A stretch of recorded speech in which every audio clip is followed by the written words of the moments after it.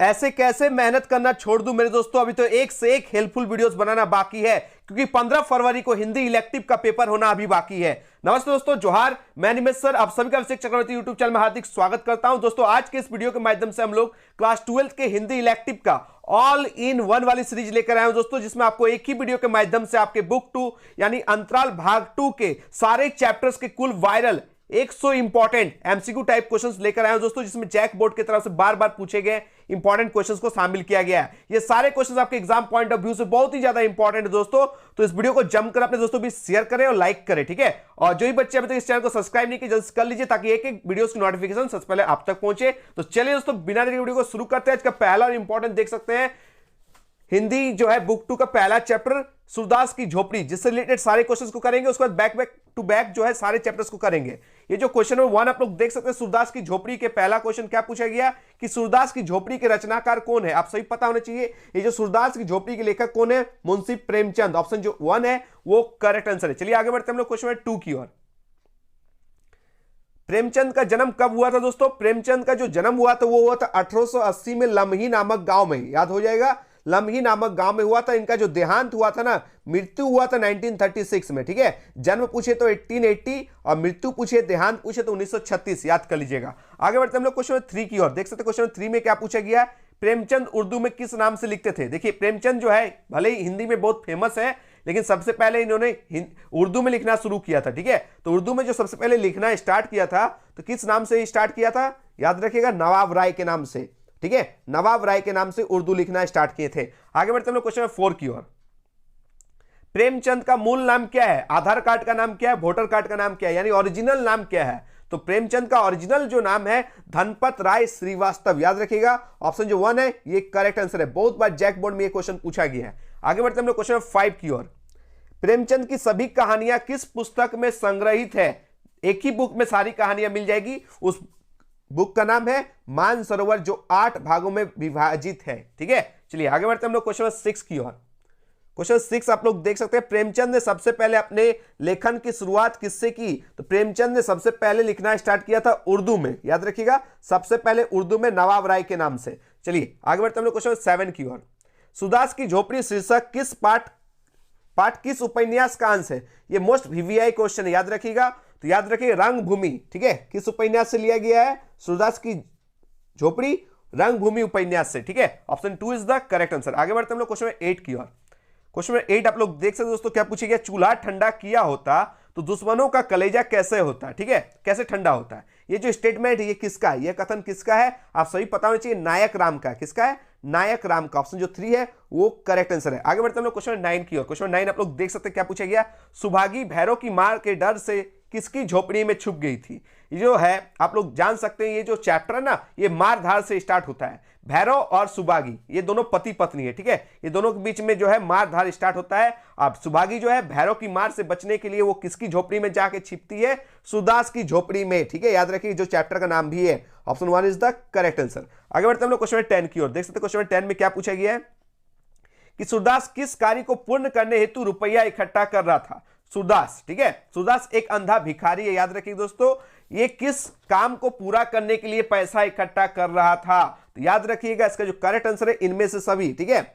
ये गया जाकर अपने पूर्वजों को पिंडदान देना चाहता था, ठीक है, मिठुआ का ब्याह करना चाहता था और कुआं बनवाना चाहता था, ठीक है। यानी तीनों का तीनों जो करेक्ट आंसर है, तो ऑल ऑफ दीज इनमें से सभी जो है वो करेक्ट आंसर है। आगे बढ़ते हम लोग नेक्स्ट क्वेश्चन की ओर। क्वेश्चन 11, सुभागी सूरदास की झोपड़ी में क्यों छुपी?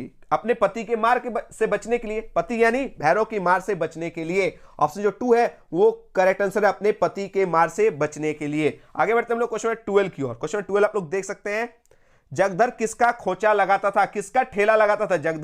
जगधर लगाता था मिठाई का ठेला, ठीक है। किसका? Option 2 is the correct answer, ठीक है। अब मार्केट में बोलता था घी का बना हुआ है, शुद्ध जो है पतंजलि तेल का जो है बना हुआ, ठीक है, पतंजलि घी का, लेकिन एक्चुअली में ये सस्ता तेल का बना होता था, ठीक है, याद रखिएगा। चलिए आगे बढ़ते हैं हम लोग क्वेश्चन नंबर 13 की ओर। क्या पूछा गया है कि सूरदास की झोपड़ी शीर्षक पाठ में अंधा भिखारी का नाम क्या है? तो ये जो सूरदास की झोपड़ी में अंधा भिखारी और कोई नहीं दोस्तों, सूरदास है। ऑप्शन जो 2 है वो करेक्ट आंसर है। आगे बढ़ते हैं हम लोग क्वेश्चन 14 की ओर। क्वेश्चन 14 आप लोग देख सकते हैं, क्या पूछा गया है, सूरदास किस अंग से दिव्यांग था? दृष्टिहीन था, क्योंकि अंधा है तो क्या है? दृष्टिहीन था। ठीक है, उनका दृष्टि नहीं था आंख में, यानी अंधा था। ऑप्शन जो 4 है वो करेक्ट आंसर है। आगे बढ़ते हैं हम लोग क्वेश्चन 15 की ओर। क्या पूछा गया? सुभागी किसकी पत्नी थी? तो सुभागी किसकी पत्नी थी? भैरव की पत्नी थी। ठीक है, सुभागी किसकी पत्नी थी? भैरव की पत्नी। चलिए, ऑप्शन जो 4 है वो करेक्ट आंसर है। आगे बढ़ते हैं क्वेश्चन 16 की ओर। देख सकते हैं क्या पूछा गया? भैरव को सूरदास के खिलाफ उकसाने और भड़काने में किसकी भूमिका थी? तो इसको उकसाया कौन था, कौन भड़काया था? ठीक है, याद रखिएगा जगधर। किसने उकसाया था भैरव को? जगधर ने। ऑप्शन जो 2 है वो करेक्ट आंसर है। आगे बढ़ते हैं क्वेश्चन 17 की ओर। देख सकते हैं सूरदास की झोपड़ी किसने जलाई थी? जो सूरदास की झोपड़ी है वो किसने जलाई थी? भैरव ने जलाई थी। याद रखिएगा ऑप्शन जो 4 है वो करेक्ट आंसर है। ऐसा क्यों? क्योंकि सूरदास की झोपड़ी में याद रखिए कौन जाकर छिप गई थी? सुभागी, जो भैरव की पत्नी है। ठीक है, और सुभागी और किसी का घर नहीं मिला, बेचारा सूरदास का झोपड़ी में जाके छिप गई, तो मार्केट में हल्ला हो गया कि सूरदास और सुभागी के बीच में कोई चक्कर चलता है। तो पूरा मार्केट में ये हल्ला हो गया, तो भैरव को अपमान लगा, और ये अपमान का बदला लेने के लिए एक दिन क्या करता है? सूरदास की झोपड़ी में जाके भैरव आग लगा देता है। ठीक है, क्वेश्चन 18 की ओर हम लोग बढ़ेंगे। क्वेश्चन 18 आप लोग देख सकते हैं क्या पूछा गया है कि भैरव ने सूरदास की झोपड़ी क्यों जलाई? कारण है कि क्यों आग लगाई, ऐसा क्या हो गया कि भैरव ने जाके सूरदास की झोपड़ी में आग लगा दी? तो इसका जो करेक्ट आंसर दोस्तों, इनमें से सभी। याद रखिएगा, जगधर तो उकसाया ही था, जगधर जो है भैरव को उकसाया था, भड़काया था, ये तो कारण है ही। सुभागी और सूरदास के बीच में अवैध संबंध के शक में, हाँ, ये दोनों का अफेयर चल रहा, दोनों के बीच में कोई चक्कर चल रहा है, इस शक में भी। और सुभागी को मारने से रोकने के लिए जब भैरव गया तो सुभागी को मारने, तो जो है सूरदास जो है हस्तक्षेप किया था, वो मारने नहीं दिया था। तीनों कारण जो है इंपॉर्टेंट है, यानी इनमें से सभी इज द करेक्ट आंसर। आगे बढ़ते हैं हम लोग क्वेश्चन 19 की ओर। क्या पूछा है दोस्तों? झोपड़ी के आसपास सन्नाटा छा जाने का कारण क्या था? तो याद रखिएगा इसका जो करेक्ट आंसर है झोपड़ी का जलना। झोपड़ी जल गया तो चारों तरफ क्या हो गया? सन्नाटा छा गया था। ठीक है, आगे बढ़ते हम लोग क्वेश्चन 20 की ओर, जो बहुत ही इंपॉर्टेंट क्वेश्चन है कि सूरदास की पोटली में कितना रुपया जमा हुआ था? उस पैसा से वो जो है क्या करना चाहता था? कुआं बनवाना चाहता था, मिठुआ का बियाह देना चाहता था, गया जाके पिंडदान देना चाहता था, इसलिए वो पैसा इकट्ठा कर रहा था। कितना पैसा इकट्ठा किया था पोटली में? 500 प्लस। याद रखिएगा ऑप्शन जो 1 है ये करेक्ट आंसर है। आगे बढ़ते हम लोग क्वेश्चन 21 की ओर। देख सकते क्या पूछा गया? सूरदास को किस बात का दुख था दोस्तों? सूरदास को याद रखिएगा झोपड़ी जलने का बिल्कुल दुख नहीं था, उसे तो उस पोटली का दुख था जिसमें यातनाएं सहकर एकत्रित किया हुआ धन था। वह धन जो उसने अपने पितरों को पिंडा देने के लिए, मिठुआ को बिहा देने के लिए, कुआं खुदवाने के लिए रखा था, वो पोटली चोरी हो गया, इस बात का दुख था। ठीक है, आगे बढ़ते हैं हम लोग क्वेश्चन 22 की ओर कि झोपड़ी में लगी आग फूस की राख नहीं थी, बल्कि सूरदास की अभिलाषाओं की, सूरदास की इच्छाओं की राख थी। याद रखिएगा, क्योंकि सूरदास का झोपड़ी जो आग लग गया वो खाली फूस का राख नहीं था, वो सूरदास की अभिलाषाओं का राख था, क्योंकि उसमें झोपड़ी खाली नहीं जला, उसका पोटली भी चोरी हो गया। ठीक है, जिसमें उसकी आशाएं थी, अभिलाषाएं थी, तीन जो इच्छा था, जो तीन इच्छा को पूर्ति करने के लिए वो 500 प्लस इकट्ठा कर रहा था ना, वो सारी की सारी जो है इच्छाएं भी मर गई ना, जलकर राख हो गई। आगे बढ़ते हम लोग क्वेश्चन 23 की ओर। मिठुआ कौन था? ये मिठुआ कोई नहीं दोस्तों, याद रखिएगा सूरदास का बेटा था। ऑप्शन जो 2 है वो करेक्ट आंसर है। आगे बढ़ते हम लोग क्वेश्चन 24 की ओर। रोते हुए मिठुआ को घिसू ने क्या कहकर चिढ़ाता है? ठीक है, रोते हुए मिठुआ को घिसू क्या बोलकर चिढ़ाता है? तुम खेल में रोते हो। ऑप्शन जो 1 है ना ये करेक्ट आंसर। सही बात है, खेल में तो हार और जीत लगा रहता है, एक पार्टी जीतता है तो एक पार्टी हारता है, तो ये जो है हमेशा चेंज होते रहता है, कोई हारता है कोई जीतता है, तो इसमें रोने का बात नहीं होना चाहिए। ठीक है, तो तुम खेल में रोते हो, ये घिसू जो है मिठुआ को चिढ़ाता है ये बोल के। ठीक है, चलिए आगे बढ़ते हैं क्वेश्चन 25 की ओर। तुम खेल में रोते हो ये लाइन किसने बोला है? तो आप सही पता होना चाहिए, घिसू ने बोला। किसने बोला है? घिसू ने बोला है। किससे बोला है? मिठुआ से बोला है। ठीक है, तो ऑप्शन जो 1 है वो करेक्ट आंसर है। आगे बढ़ते हैं हम लोग क्वेश्चन 26 की ओर। रोना छोड़कर सूरदास उठ खड़ा हुआ और विजय गर्व के दोनों हाथों से क्या उड़ाने लगा था? देखिए, जब घिसू ने जब मिठुआ को कमेंट किया कि खेल में रोते हो, ये खेल में रोते हो वर्ड को सुनकर सूरदास अपने जीवन को एक खेल की तरह देखने लगता है कि ये भी तो खेल है। ठीक है, और वो उठ खड़ा होता है, वो अपने आप को एक खिलाड़ी की तरह सोचता है कि आज हार है तो कल जीत होगा। ठीक है, तो इसी ऊर्जा से वो उठ खड़ा होता है और विजय गर्व के तरंग में दोनों हाथों को क्या उड़ाता है? राख के ढेर को दोनों हाथों से उड़ाने लगता है। ठीक है, ऑप्शन जो 3 है वो करेक्ट आंसर है। आगे बढ़ते हम लोग क्वेश्चन 27 की ओर कि मिठुआ ने जब पूछा कि कोई झोपड़ी को 100 लाख बार जला दे तो सूरदास ने क्या उत्तर दिया? तो बस ये जो सूरदास है इन्होंने उत्तर दिया कि कोई मेरी झोपड़ी को 100 लाख बार क्यों ना जला दे, मैं 100 लाख बार बनाऊंगा। ठीक है, मैं थक कर हारने वाला नहीं हूं। ठीक है, मैं निराशा हताशा नहीं होने वाला हूं। मैं जो है कोई मेरी झोपड़ी को 100 लाख बार क्यों ना जला दे, मैं 100 लाख बार बनाऊंगा। लोगों की विनाशकारी शक्ति से ज्यादा मेरा पास निर्माणकारी शक्ति है, मैं बार बार निर्माण करूंगा। ठीक है, तो क्वेश्चन नंबर 27 का करेक्ट आंसर है ऑप्शन नंबर 2। तो हम 100 लाख बार बनाएंगे। ठीक है, लोग जलाते जलाते थक जाएंगे लेकिन हम बनाते बनाते नहीं थकेंगे। ठीक है, ये एक खिलाड़ी की तरह सोचने लगता है। क्वेश्चन 28 आप लोग देख सकते हैं क्या पूछा गया है कि सूरदास जीवन को किसके समान मानता है? ये खेल के मैदान के समान मानने लगता है। Option 2 is the correct answer. चलिए आगे बढ़ते हैं लोग क्वेश्चन 29 की ओर। सूरदास से संबंधित कौन सा कथन सही है? इसका करेक्ट आंसर दोस्तों ऑप्शन नंबर 2 क्या हो जाएगा? ऑप्शन नंबर 2, सूरदास में अदमय, जिजीविषा और संघर्ष का भाव था। चलिए क्वेश्चन नंबर 30 देख सकते हैं, सूरदास की झोपड़ी का लास्ट क्वेश्चन, क्वेश्चन नंबर 30 कि सूरदास की झोपड़ी में पाठ के अंत में सूरदास क्या निश्चय करता है? तो ये क्या निश्चय करता है दोस्तों? ऑप्शन नंबर 3, पुनः झोपड़ी बनाने का जो है वो निश्चय करता है। क्या? पुनः झोपड़ी बनाने का वो निश्चय करता है कि कोई मेरी झोपड़ी को 100 लाख बार क्यों ना जला दे, मैं 100 लाख बार बनाऊंगी। ठीक है, यानी लोगों की विनाशकारी शक्ति से ज्यादा मेरे पास क्या है? निर्माणकारी शक्ति है। चलिए अब हम लोग पार्ट 2 की ओर बढ़ेंगे, आरोहण। ठीक है, इस बुक में याद रखिएगा चैप्टर 2 का नाम है आरोहण, जिसको लिखे संजीव। ठीक है, ऐसे बोला तो जा रहा है कि चैप्टर डिलीट हो गया है, लेकिन फिर भी करके जाएंगे, 4 चैप्टर है। ठीक है, जैक बोर्ड का कोई भरोसा नहीं है। चलिए आरोहण का पहला इंपॉर्टेंट क्वेश्चन आप लोग देख सकते हैं। आरोहण निम्न में से क्या है दोस्तों? ये कहानी भी है और यात्रा वृत्तांत भी है। ठीक है, याद रखिएगा, अगर ना रहे तो कहानी टिक कीजिएगा, दोनों है तो दोनों को टिक कर दीजिएगा। आगे बढ़ते हम लोग क्वेश्चन नंबर 2 की ओर। क्वेश्चन नंबर 2 आप लोग देख सकते हैं क्या पूछा गया है कि आरोहण कहानी में लेखक कौन है? तो आरोहण कहानी के लेखक कौन है? संजीव है। कौन है? Sanjeev. Option 2 is the correct answer. आगे बढ़ते हम लोग क्वेश्चन नंबर 3 की ओर। क्वेश्चन 3 आप लोग देख सकते हैं दोस्तों क्या पूछा गया? लेखक संजीव का जन्म कब हुआ था? जब देश आजाद हुआ था, यानी 1947 में। ठीक है, ग्राम बंगर कला, याद रखिएगा, जिला सुल्तानपुर और उत्तर प्रदेश में। ठीक है, याद कर लीजिएगा। आगे बढ़ते हैं हम लोग क्वेश्चन 4 की ओर। क्वेश्चन 4 आप लोग देख सकते हो दोस्तों पूछा क्या गया है? लेखक संजीव की कहानियां अधिकतर किस में प्रकाशित हुई थी? हंस नामक पत्रिका में प्रकाशित हुई थी। कौन सी पत्रिका में? हंस नामक पत्रिका में प्रकाशित हुई थी। आगे बढ़ते हैं लोग नेक्स्ट क्वेश्चन की ओर। देख सकते हैं दोस्तों क्वेश्चन 35 में क्या पूछा गया? रूप सिंह कितने सालों बाद अपने गांव वापस लौटता है? तो ये जो रूप सिंह है कितने सालों बाद वापस लौटता है? 11 साल के बाद। ठीक है, ये रूप सिंह और भूप सिंह दो इंपॉर्टेंट कैरेक्टर हैं। रूप सिंह जो है छोटा भाई है, भूप सिंह बड़ा भाई है। एक दिन जो है रूप सिंह जो है अपने गांव छोड़कर भाग जाता है, अपने बड़े भाई का हाथ छोड़ाकर वो भाग जाते हैं और पुनः गांव कब लौटता है? 11 साल के बाद। ऑप्शन जो 2 है वो करेक्ट आंसर है। आगे बढ़ते हम लोग नेक्स्ट क्वेश्चन की ओर। क्वेश्चन 36 देख सकते हैं क्या पूछा गया है? रूप सिंह के गांव का नाम क्या था? गांव का नाम था माही। याद रखिएगा, क्या नाम था? माही। याद कर लीजिएगा, ऑप्शन जो 4 है वो करेक्ट आंसर है। आगे बढ़ते हैं लोग नेक्स्ट क्वेश्चन की ओर। क्वेश्चन 37, माही किस गांव से पहले पड़ने वाला जो है गांव है? सरगी गांव से। ठीक है, याद रखिएगा, ऑप्शन जो 4 है वो करेक्ट आंसर है। चलिए आगे बढ़ते हैं लोग नेक्स्ट क्वेश्चन की ओर। क्वेश्चन 38, रूप सिंह के बड़े भाई का नाम क्या था? भूप सिंह। रूप सिंह के बड़े भाई का नाम क्या था? भूप सिंह। ठीक है, भूप Singh is the correct answer. आगे बढ़ते हैं लोग क्वेश्चन 39 की ओर। सैला किसकी पत्नी थी? सैला किसकी पत्नी थी दोस्तों? याद रखिएगा, भूप सिंह की। तो option number 1 is the correct answer. चलिए आगे बढ़ते हैं लोग क्वेश्चन 40 की ओर।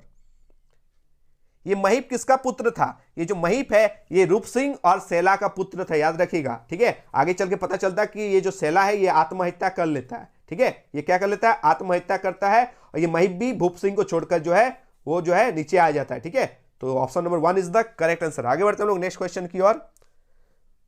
क्वेश्चन 41, महीप क्या करता है? तो ये जो महीप है ये क्या करता है? घोड़े पर सवारी ढोकर पैसे कमाता है। ठीक है, घोड़े पर सवारी होकर ढोकर ये क्या करता है? पैसे कमाता है। ठीक है, आगे बढ़ते हैं क्वेश्चन 42 की ओर।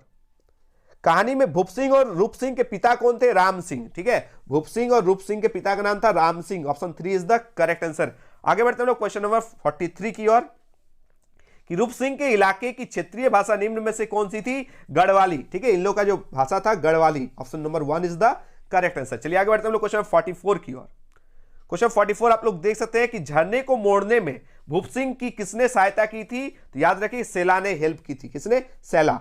ठीक है, जो पत्नी थी। Option 4 is the correct answer. आगे बढ़ते हैं लोग नेक्स्ट क्वेश्चन की ओर। क्वेश्चन 45, आरोहण कहानी का जो सारांश है, समरी, ये क्या है? पर्वतीय प्रदेशों का जीवन संघर्ष। ठीक है, याद रखिएगा, पर्वतीय प्रदेशों का जो है जीवन संघर्ष जो है ऑप्शन नंबर 3 और प्राकृतिक परिवेश की भावना को दिखाया गया है। Option 3 is the correct answer. आगे बढ़ते हैं लोग क्वेश्चन 46 की ओर। त्रिलोक सिंह कौन था? ये गांव का एक बूढ़ा आदमी था। याद रखिएगा, त्रिलोक सिंह कौन था? ये गांव का एक बूढ़ा आदमी था। आगे बढ़ते हैं हम लोग क्वेश्चन 47 की ओर। देख सकते हैं क्या पूछा गया है कि रूप सिंह पहाड़ पर चढ़ना सीखने के बावजूद भूप सिंह के सामने क्यों बोना पड़ गया था? तो इसका जो करेक्ट आंसर है दोस्तों 2 और 3 दोनों, ठीक है। 2 में क्या है कि क्योंकि रूप सिंह 11 साल तक समतल स्थान पर रहा था तथा उसके पास उसके संसाधन भी नहीं थे।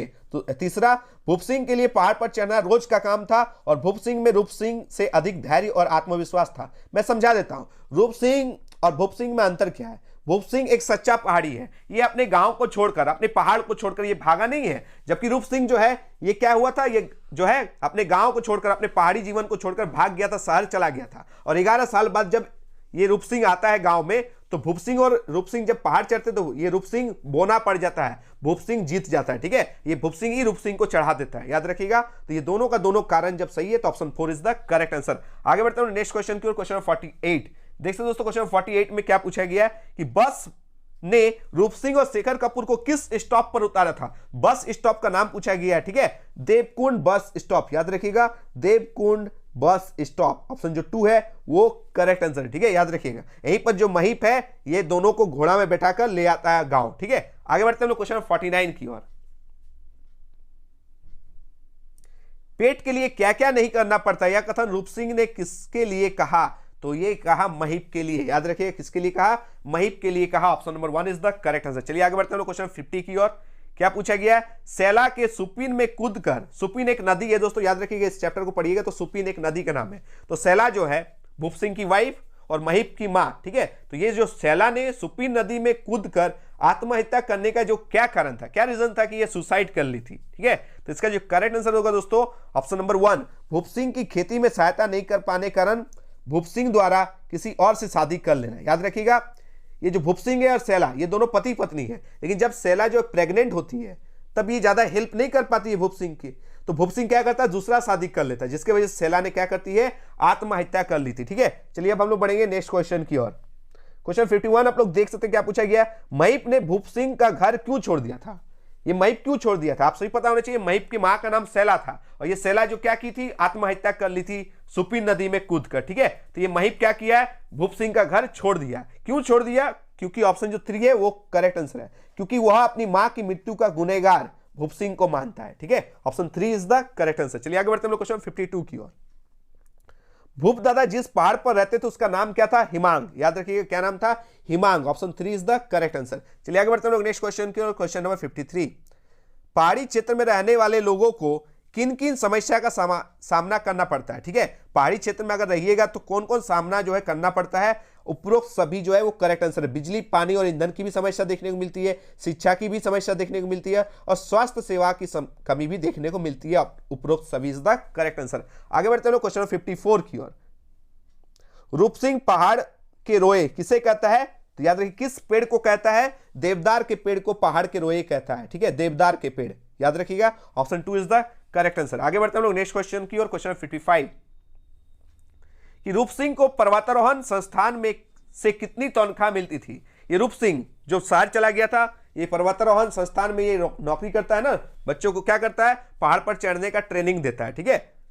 तो ये जो है कितना तनख्वाह मिलता है, इसको कितना पेमेंट मिलता है, 4000 रुपए मिलता है। कितना मिलता है, option number 1 is the correct answer, 4000 रुपए। आगे बढ़ते हैं लोग क्वेश्चन 56 की ओर। देख सकते हैं क्या पूछा गया है कि सांप की मारी अभागिन, सांप की मारी अभागिन किस नदी को कहा गया दोस्तों, किस नदी को अभागिन कहा गया, सुपिन नदी।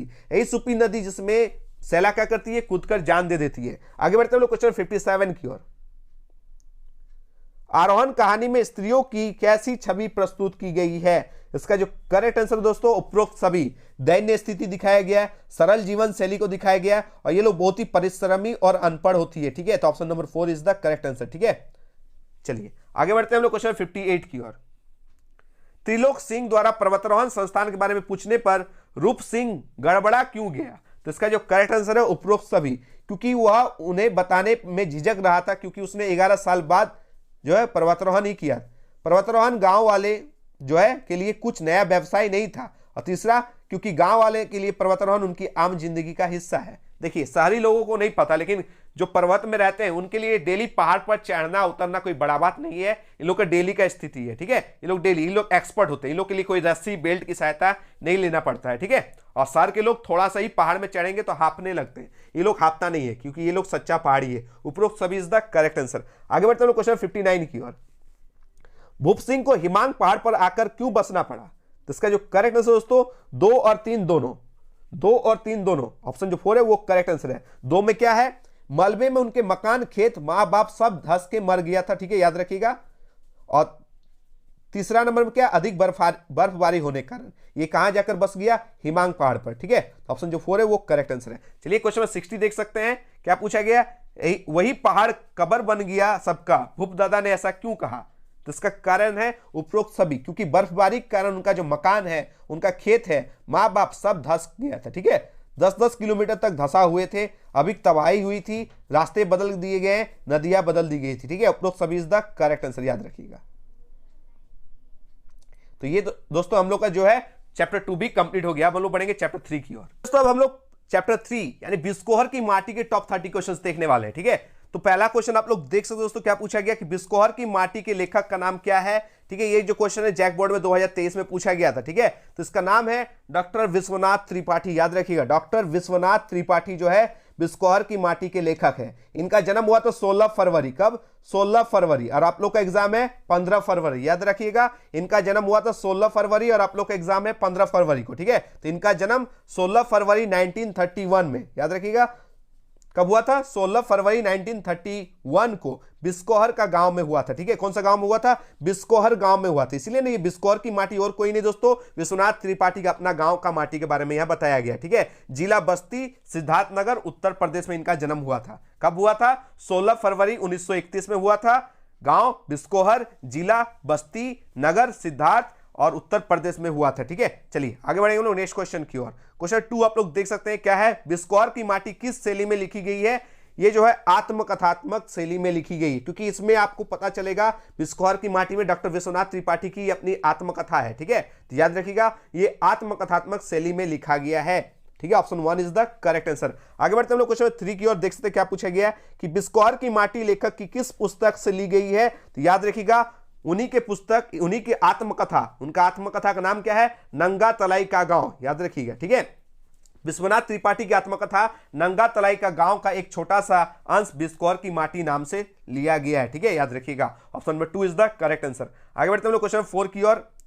बिस्कोहर की माटी कथा के नायक का नाम क्या है? ठीक है, ये जो बिस्कोहर की माटी पढ़ेंगे उसमें सेंट्रल कैरेक्टर, सबसे इंपॉर्टेंट कैरेक्टर का नाम क्या है? जो हीरो है वो और कोई नहीं दोस्तों, विश्वनाथ त्रिपाठी खुद है, विश्वनाथ नाम से। किस नाम से? विश्वनाथ नाम से। विश्वनाथ और कोई नहीं दोस्तों, ठीक है, राइटर खुद है विश्वनाथ त्रिपाठी है, याद रखिएगा। पूरी कहानी के केंद्र में बिस्कोहर जो लेखक का गांव है और एक पात्र विश्वनाथ जो खुद लेखक विश्वनाथ त्रिपाठी है, ठीक है। तो option 4 is the correct answer. आगे बढ़ते हैं हम लोग क्वेश्चन 5 की ओर। देख सकते हैं क्या पूछा गया है कि बिस्कोहर की माटी अध्याय में लेखक किसका वर्णन करता है? इनमें से सभी is the correct answer. Biskohar की माटी जब पढ़िएगा तो उन्होंने अपने गांव बिस्कोहर के बारे में बताया है, गांव के प्राकृतिक परिवेश के बारे में बताया गया और गांव के जीवन के बारे में बताया गया। इनमें से सभी इज द करेक्ट आंसर। चलिए आगे बढ़ते हैं हम लोग नेक्स्ट क्वेश्चन की ओर। क्वेश्चन 6 देखते दोस्तों, क्वेश्चन 6 में क्या पूछा गया कि बिस्कोहर की माटी में लेखक ने ग्रामीण जीवन के किन पहलुओं को प्रस्तुत किया है? इसका भी करेक्ट आंसर इनमें से सभी होगा। गांव का प्राकृतिक परिवेश को भी प्रस्तुत किया है,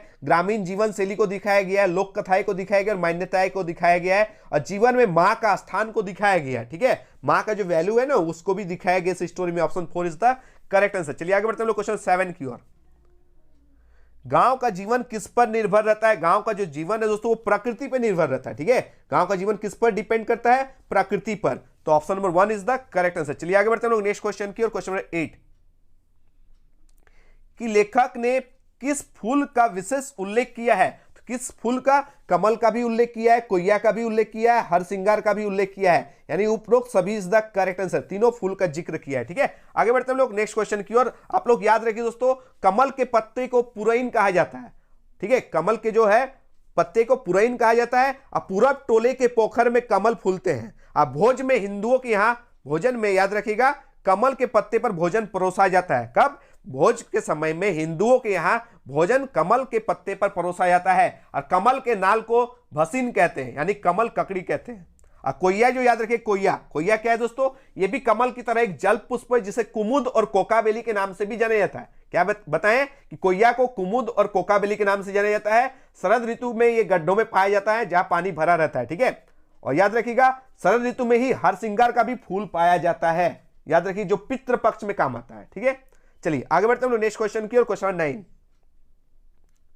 क्वेश्चन 9 देख सकते हैं, पूरब टोले के पोखर में कौन सा फूल फूलता है? ये अभी जस्ट मैंने समझाया कि पूरब टोले के पोखर में कमल फूल फूलता है, याद रखिए कमल, option 2 is the correct answer. चलिए आगे बढ़ते हैं हम लोग नेक्स्ट क्वेश्चन की और क्वेश्चन 10। कमल के पत्ते को क्या कहा जाता है? पुरोइन कहा जाता है। क्या कहा जाता है? पुरोइन। अभी मैंने समझाया था, option number 3 is the correct answer. आगे बढ़ते हैं हम लोग क्वेश्चन 11 की और क्वेश्चन 11 आप लोग देख सकते हैं कि अकाल के समय खाए जाने वाले कमल के नाल, ठीक है, कमल ककड़ी को किस नाम से जाना जाता है? भसीन के नाम से जाना जाता है। Option 1 is the correct answer. चलिए आगे बढ़ते हैं हम लोग क्वेश्चन 12 की ओर। क्या है क्वेश्चन देख सकते हैं कि कोय्या से क्या अभिप्राय है? ठीक है, कोय्या, कोय्या किसे कहते हैं? ये एक तरह का कमल का ही जो है, कमल की तरह ही जल पुष्प है, जिसे कुमुद या कोकाबेली के नाम से जाना जाता है। ठीक है, तो सबसे पहले कोय्या एक जल पुष्प है कमल की तरह, इसे कुमुद के नाम से भी जाना जाता है, इसे कोकाबेली के नाम से भी जाना जाता है, यानी इनमें से सभी इज द करेक्ट आंसर। चलिए आगे बढ़ते हैं नेक्स्ट क्वेश्चन की और क्वेश्चन 13। कोय्या किसे कहते हैं दोस्तों? कोय्या किसे कहते हैं? कुमुद के फूल को, कमल के फूल को, पलाश के फूल को या गुलमोहर के फूल को? तो इसका जो करेक्ट आंसर दोस्तों कुमुद के फूल को। ठीक है, option 1 is the correct answer. चलिए आगे बढ़ते हैं लोग नेक्स्ट क्वेश्चन की और क्वेश्चन 14। शरद ऋतु में कौन सा फूल फूलता है दोस्तों? तो याद रखिएगा शरद ऋतु में इनमें से सभी, कमल भी, कुमुद भी, हरसिंगार भी, ठीक है, और कोय्या भी, याद रखिए ये सभी का सभी होगा इसका करेक्ट आंसर। चलिए आगे बढ़ते हैं लोग क्वेश्चन नंबर 15 की ओर। बिस्कोहर की माटी के अनुसार हिंदुओं के भोज में किस पत्ते का इस्तेमाल किया जाता है? ठीक है, किसमें भोजन परोसा जाता है? मैंने समझाया था, इसका करेक्ट आंसर हो जाएगा कमल के पत्ते। ठीक है, option 3 is the correct answer. चलिए आगे बढ़ते हैं लोग नेक्स्ट क्वेश्चन की ओर, क्वेश्चन 16। इस पाठ में किसकी ममता स्नेह की बात की गई है दोस्तों? तो याद रखिए मां के बारे में ज्यादा बात की गई है, option 3 is the correct answer. ठीक है, चलिए आगे बढ़ते हैं लोग नेक्स्ट क्वेश्चन की ओर, क्वेश्चन 17 आप लोग देख सकते हैं क्या पूछा गया? बच्चे की कौन सी क्रिया जड़ के चेतन होने यानी मानव जीवन लेने की सार्थकता है? मां का दूध पीना। याद रखिए ऑप्शन जो 3 है वो करेक्ट आंसर है। आगे बढ़ते हैं हम लोग क्वेश्चन 18 की ओर। बिस्कोहर की माटी में लेखक ने किस अत्याचार की बात की है? तो याद रखिएगा मां के दूध पर छोटे भाई का कब्जा, option number 3 is the correct answer. ऐसा क्यों?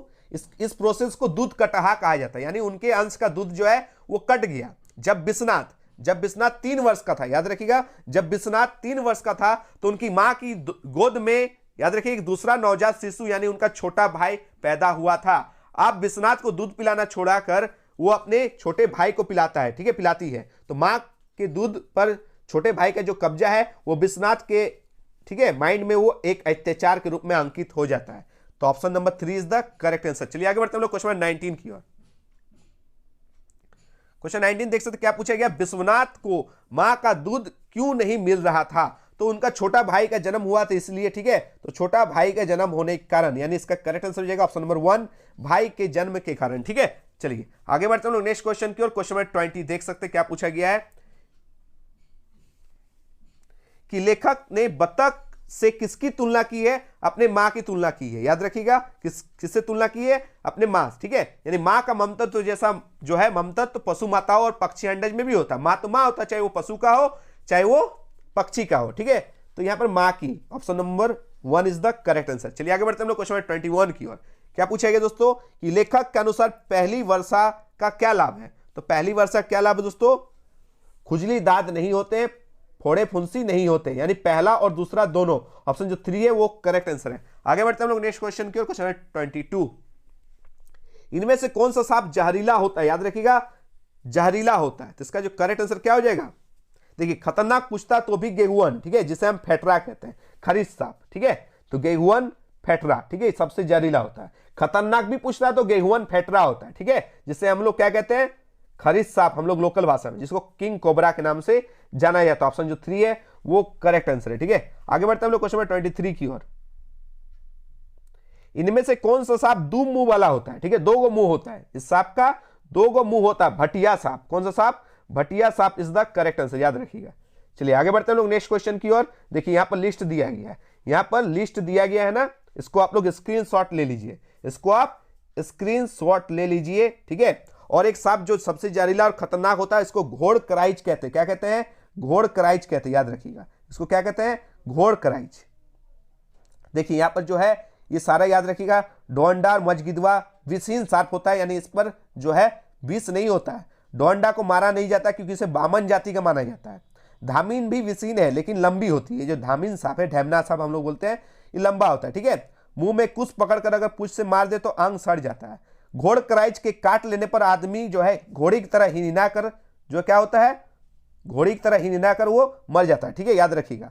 आगे आप देख सकते हैं भटिया सांप जो दो मुंह वाला होता है। उसके बाद आप लोग देख सकते हैं आम, पीपल, केवड़े की झाड़ी में रहने वाले सांप सबसे ज्यादा खतरनाक होता है। ठीक है, आम पेड़ हो चाहे पीपल पेड़ हो चाहे केवड़े की झाड़ी में जो सांप सब रहता है वो सबसे ज्यादा खतरनाक होता है, याद रखिएगा। और यहां पर देख सकते हैं तुराई, लौकी, भिंडी, ये सब सब्जी और फूल का यहाँ पर जिक्र किया गया है। आम, बेर, कटहल, बेल, अरहर, ये सब जो है जिक्र किया है। इसको स्क्रीनशॉट ले लीजिए आप लोग। ठीक है, चलिए आगे बढ़ेंगे हम लोग नेक्स्ट क्वेश्चन की ओर। चलिए क्वेश्चन नंबर 24। क्वेश्चन नंबर 24 आप लोग देख सकते दोस्तों क्या पूछा गया है कि चेचक के रोगी के पास किसके फूल रख दिए जाते हैं। चेचक के रोगी के पास किसके फूल रख दिए जाते हैं दोस्तों? नीम के फूल और पत्ते रख दिए जाते हैं। ऑप्शन जो 2 है वो करेक्ट आंसर है। चलिए दोस्तों आगे बढ़ेंगे। याद रखिएगा गुड़हल का फूल जो है ना ये देवी का फूल है। गुड़हल का फूल क्या है? देवी का फूल। याद कर लीजिएगा किसका फूल है? देवी का फूल। ठीक है, और बैर के फूल को सूंघकर ततैया का डंक झड़ जाता है। बैर के फूल को सूंघकर ततैया का डंक झड़ जाता है। चलिए अब हम लोग आगे बढ़ेंगे क्वेश्चन नंबर 25 की ओर। क्वेश्चन नंबर 25 आप लोग देख सकते हैं क्या पूछा गया है कि कृष्ण किस पेड़ की डाली पर झूला करते थे। कृष्ण जो है किस पेड़ की डाली पर झूला करते थे? कदम। याद रखिए ऑप्शन जो 2 है वो करेक्ट आंसर है। आगे बढ़े हम लोग नेक्स्ट क्वेश्चन की ओर। क्वेश्चन नंबर 26 देख सकते दोस्तों। क्वेश्चन नंबर 26 में क्या पूछा गया?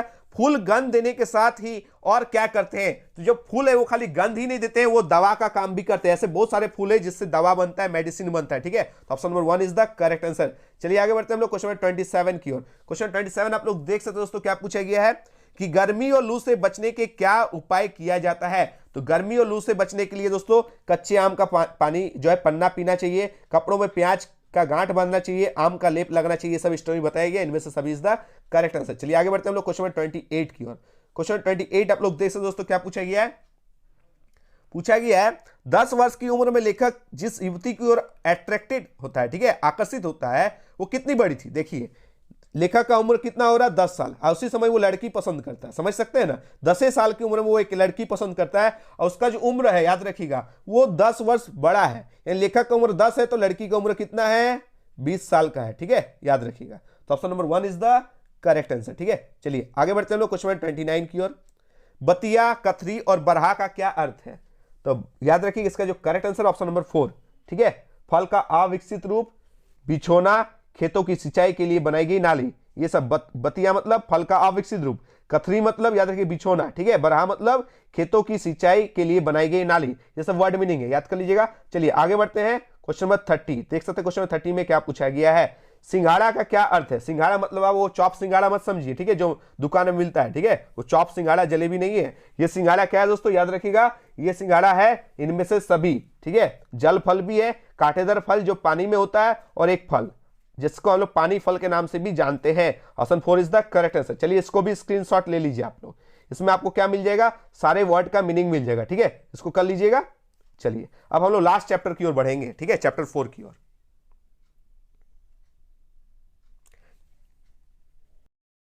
तो अब हम लोग इस बुक के लास्ट चैप्टर यानी अपना मालवा खाओ उजाड़ू सभ्यता का सारा क्वेश्चन करने वाले हैं। ठीक है, पहला क्वेश्चन आप लोग देख सकते हैं, अपना मालवा खाओ उजाड़ू सभ्यता जो है वो किसकी रचना है? तो ये किसकी रचना है आप सभी पता होना चाहिए, प्रभाष जोशी की। किसके? प्रभाष जोशी। ऑप्शन जो 1 है ना वो करेक्ट आंसर है। ठीक है, इनका जो जन्म हुआ था इंदौर में हुआ था। कब हुआ था? इंदौर में हुआ था, मध्य प्रदेश। याद कर लीजिएगा, मध्य प्रदेश में। ठीक है, इंदौर यानी मध्य प्रदेश में हुआ था। चलिए अब हम लोग बढ़ेंगे नेक्स्ट क्वेश्चन की ओर। Question number 2। क्वेश्चन नंबर 2 आप लोग देख सकते दोस्तों क्या पूछा गया है कि अपना मालवा खाओ उजाड़ू सभ्यता में किस विद्या में लिखा गया है? तो ये संस्मरण में लिखा गया। किसमें लिखा गया दोस्तों? संस्मरण में। ये याद कर लीजिएगा। चलिए आगे बढ़ते हैं नेक्स्ट क्वेश्चन की ओर। क्वेश्चन 3 आप लोग देख सकते हैं, प्रभाष जोशी ने अपना पहला अखबार निकाला, उसका नाम क्या था? जनसत्ता। याद कर लीजिएगा, जनसत्ता जो 1983 में आया था। ठीक है, 1983 में। ठीक है, जनसत्ता क्या नाम था? Option 3 is the correct answer. चलिए आगे बढ़ते हैं लोग क्वेश्चन 4 की ओर। देख सकते हैं क्वेश्चन 4 में क्या पूछा गया? लेखक ने मालवा प्रदेश की किस विशेषता को रेखांकित किया है? तो उपरोक्त सभी जो है वो करेक्ट आंसर याद कर लीजिएगा। ठीक है, इस पाठ में लेखक ने मालवा प्रदेश की मिट्टी, बरसात, नदियों की स्थिति, उद्गम तथा जो है विस्तार और वहां के जनजीवन एवं संस्कृति को भी चित्रित किया है। तो ये एकदम करेक्ट आंसर है। मालवा के प्रदेश, मिट्टी, नदियों का उद्गम और विस्तार ये भी दिखाया गया है। मालवा के लोगों के रहने और जीवन का ढंग, जीने का ढंग ये भी दिखाया गया है। मालवा की संस्कृति और बारिश को भी दिखाया गया। उपरोक्त सभी जो है वो करेक्ट आंसर है। ठीक है, चलिए आगे बढ़ते हैं नेक्स्ट क्वेश्चन की ओर। क्वेश्चन दोस्तों आप लोग 5 देख सकते हैं, क्या पूछा गया। क्वेश्चन 5 देख सकते हैं, क्या पूछा गया दोस्तों कि विकास की औद्योगिक सभ्यता को लेखक प्रभाष जोशी ने किसकी संज्ञा दी है। तो इसका जो करेक्ट है दोस्तों, उजाड़ की अपसभ्यता कहा है। क्या कहा है, उजाड़ की अपसभ्यता। तो इसका जो करेक्ट आंसर है दोस्तों, देखिए यहां पर उजाड़ की सभ्यता लिखा गया, ये होगा उजाड़ की अपसभ्यता। अप लगा दीजिएगा सभ्यता में, ठीक है। उजाड़ की अपसभ्यता कहा है, ठीक है। चलिए आगे बढ़े नेक्स्ट क्वेश्चन की ओर। क्वेश्चन नंबर 6 देख सकते दोस्तों। क्वेश्चन नंबर 6 में क्या पूछा है, लेखक के अनुसार खाओ उजाड़ू सभ्यता का क्या तात्पर्य है। इसका करेक्ट आंसर दोस्तों ऑप्शन नंबर 2, जीवन मूल्यों की परवाह किए बिना विकास की अंधी दौड़ में शामिल होना। ठीक है, इतना भी ज्यादा डेवलप नहीं करना कि गांव वगैरह है, खेत खलियान सबको बर्बाद कर देना। ठीक है, तो ऑप्शन जो 2 है वो करेक्ट आंसर है। आगे बढ़ते हैं हम लोग क्वेश्चन नंबर 7 की ओर। अपना मालवा खाओ उजाड़ू सभ्यता में किस सभ्यता को केंद्र में रखा गया है। इसका जो करेक्ट आंसर दोस्तों ऑप्शन नंबर 2, जल और पर्यावरण संबंधी को दिखाया गया। ठीक है, आप लोग समझ सकते हैं डैम वगैरह बनता है जब, तो आसपास के जितने गांव होते हैं ना, सबको उजाड़ कर दूसरा जगह शिफ्ट करवा दिया जाता है। ये सब दिखाया गया है इस स्टोरी में। आगे बढ़ते हैं हम लोग क्वेश्चन नंबर 8 की ओर। क्वेश्चन नंबर 8 में आप लोग देख सकते हैं, अपना मालवा खाओ उजाड़ू सभ्यता में लेखक ने लोगों को किसके प्रति सचेत किया है।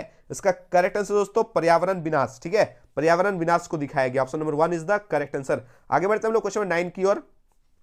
लेखक पर्यावरण विनाश का प्रमुख कारण किसे मानता है।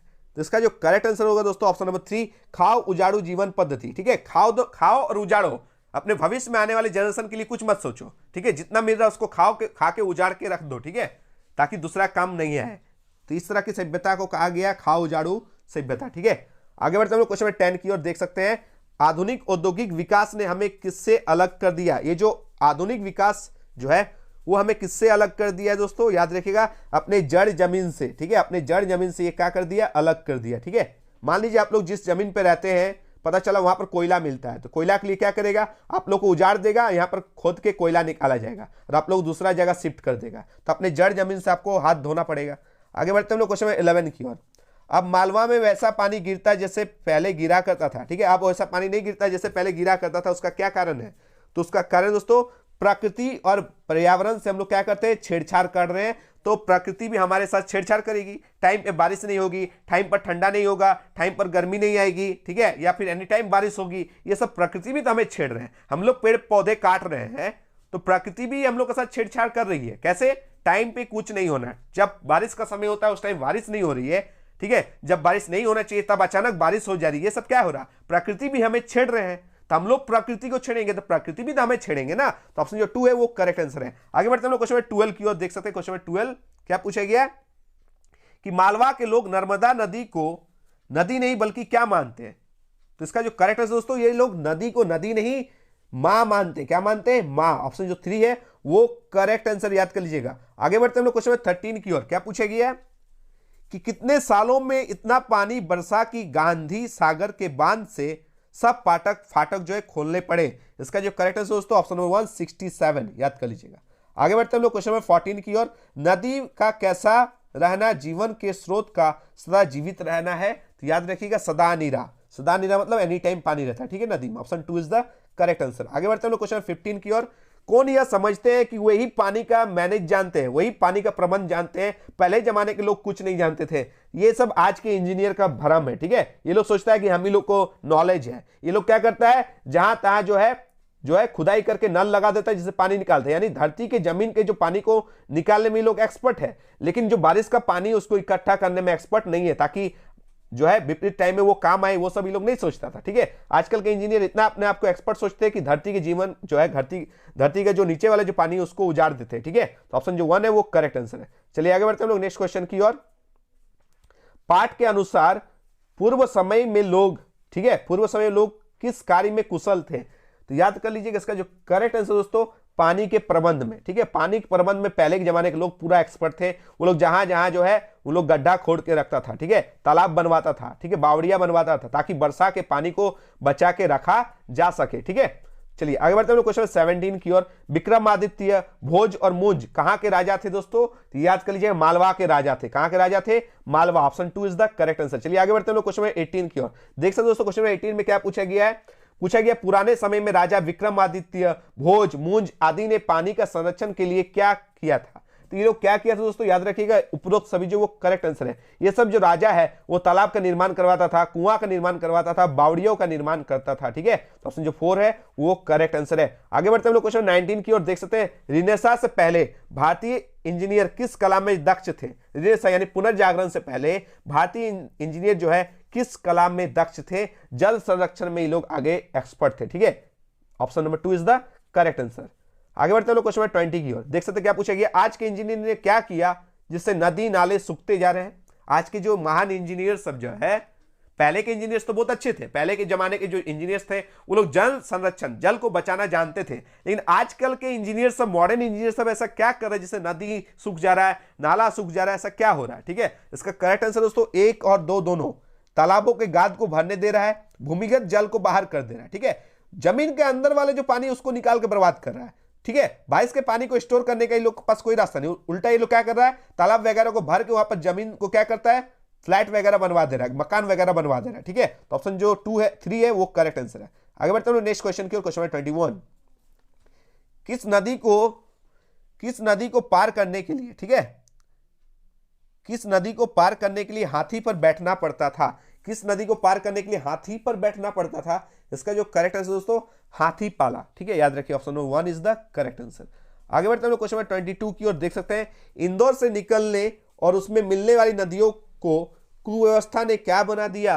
क्या बना दिया दोस्तों? याद रखिएगा इसका जो करेक्ट आंसर है सड़े नाले बना दिए। ठीक है, सड़े नाले बना दिए। ऑप्शन जो 2 है वो करेक्ट आंसर है। आगे बढ़ सकते हैं हम लोग क्वेश्चन 23 की ओर कि नदियों, ठीक है, नदियों ने सभ्यता को जन्म दिया, लेकिन आज की सभ्यता नदियों को क्या बना रही है? ये जो नदी है, ठीक है, आप लोग पढ़े होंगे क्लास 11 में दजला फरात नदी। ठीक है, उनके बीच में मेसोपोटामिया की सभ्यता थी। तो जितना भी सभ्यता था, ठीक है, हड़प्पा सभ्यता आप लोग पढ़े होंगे, सिंधु घाटी नदी, ठीक है, सिंधु नदी, तो ये सब आप लोग पढ़े हैं। कुछ भी सभ्यता जो है वो नदी के किनारे बसा, लेकिन आज जो है, आज की जो जनरेशन है, आज की जो सभ्यता है, वो नदियों को क्या बना रहे हैं? ये आपसे क्वेश्चन में पूछा गया है। अपने गंदे पानी के नाले बना रहे हैं। ठीक है, ऑप्शन जो 1 है ना वो करेक्ट आंसर है। ठीक है, चलिए आगे बढ़ते हैं क्वेश्चन 24 की ओर। क्या पूछा गया कि मालवा की सदानीरा नदियां बिना बरसात के मौसम में किसका काम करती है?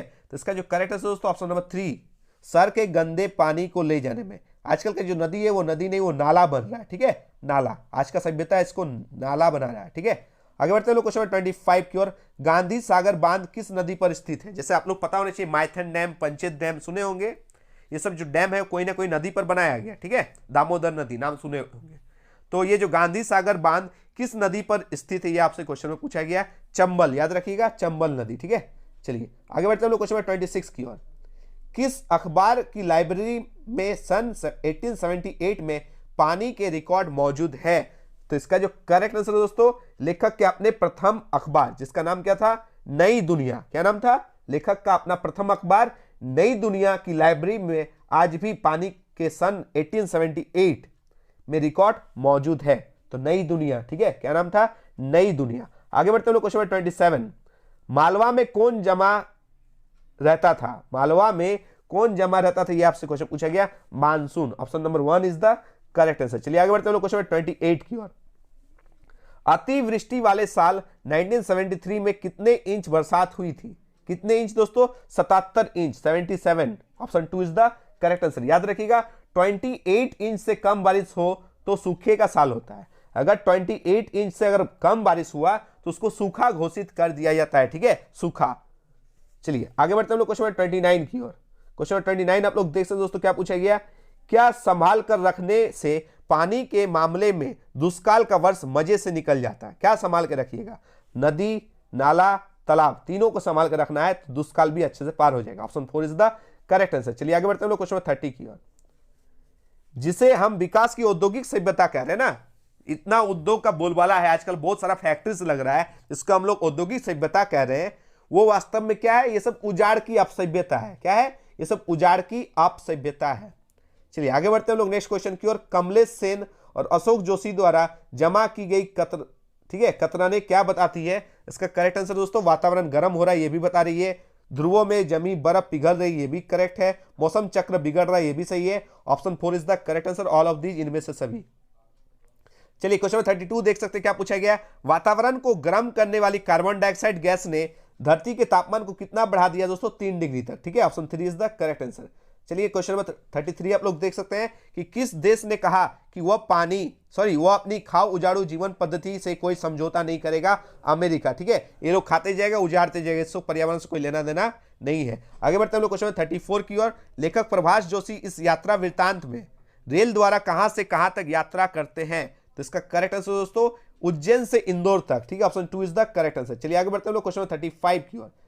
लेखक क्या है? लेखक प्रभाष जोशी ने किस स्टेशन पर मीना से बिना चीनी की चाय पी? ठीक है, तो इसका करेक्ट आंसर दोस्तों नगदा स्टेशन पर। कौन सा स्टेशन? नगदा स्टेशन पर। ठीक है, याद रखिएगा दोस्तों, पाठ्य पुस्तक में प्रभाष जोशी का अपना मालवा खाओ उजाड़ू सभ्यता में जो पाठ है वो जनसत्ता 1 अक्टूबर 2006 1 अक्टूबर 2006 ठीक है के कागज कारे स्तंभ से उठाया गया है। क्या? कागज कारे, याद कर लीजिए, कागज कारे स्तंभ से उठाया गया है।